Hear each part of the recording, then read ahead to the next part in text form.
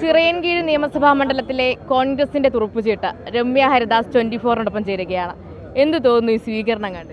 24-ന്റെ പ്രേക്ഷകരോട് ആദ്യം തന്നെ പറയാണ്, ചിറയൻകീഴിൻ്റെ ഒരു മാറ്റത്തിനായിട്ട് നിങ്ങളുടെയൊക്കെ വലിയ പിന്തുണ ഞങ്ങളോടൊപ്പം ഉണ്ടാകണം. മത്സ്യബന്ധന മേഖലയുള്ള പ്രദേശമാണ്. അപകടരഹിതമായിരിക്കുന്ന ഒരു മത്സ്യബന്ധന സാധ്യതകളിലേക്ക് നമുക്ക് ചിറയൻകീഴിനെ ഒരുമിച്ച് നടന്ന് ആ വികസന സ്വപ്നങ്ങളിലേക്ക് നടന്നു കയറണം. അതേപോലെ തന്നെ ഏറ്റവും സാധാരണക്കാരൻ ജീവിക്കുന്ന പ്രദേശമാണ്. ടൂറിസം സാധ്യതകൾക്ക് ഒരുപാട് സാധ്യതയുള്ള മേഖലയാണ് ചിറയൻകീഴ്.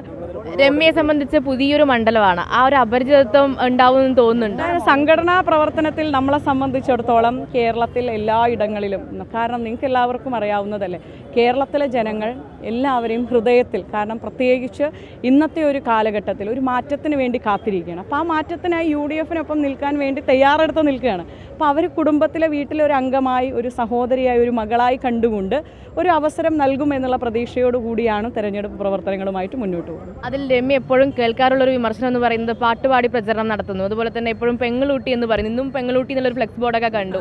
അപ്പോൾ ആ രീതിക്ക് തന്നെ പ്രചരണം മുന്നോട്ട് പോകാനാണോ രമ്യ വിചാരിക്കുന്നത്? അതിൽ എന്തെങ്കിലും ഒരു മാറ്റം വരുത്തുന്നത്?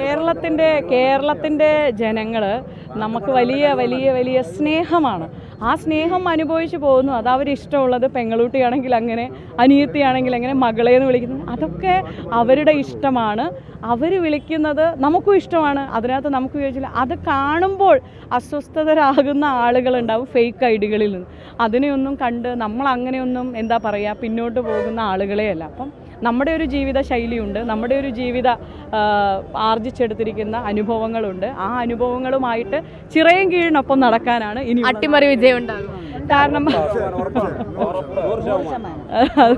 അത് ചിറയൻകീഴ് പറയാൻ കാത്തിരിക്കുകയാണ്. UDF ഉറപ്പായിട്ടും ഇത്തവണ നമ്മൾ അട്ടിമറി UDF-നൊപ്പം ഒരു മാറ്റം ചിറയൻകീഴിലുണ്ടാവും.